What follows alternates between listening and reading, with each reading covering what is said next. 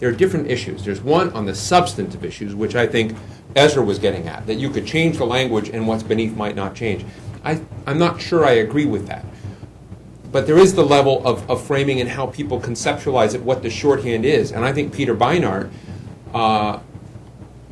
trying to do good, did a lot of bad by basically writing a piece that said that the organizing force for whether you're for gay rights, you're a feminist, whether you're worried about the environment, that jihadism ought to be at the central core of every NGO movement in America. And it just was outrageous. And it was the single most influential essay in Democratic Party politics and foreign policy. And people just argue with me left and right, as I'm dead set against Peter Beinart's framing. But to deny that became the influential force, that's what drives you into Bob Dreyfus's framing.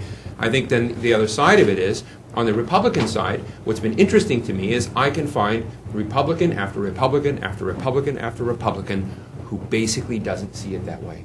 And they naturally walk around with a mental template that almost disaggregates it and resists strongly this. Now, I know that there are other folks here, and there are some here in this room who disagree with that. But what's interesting to me is the dissident Republican camp is much more the home of the creative thinking on reframing. So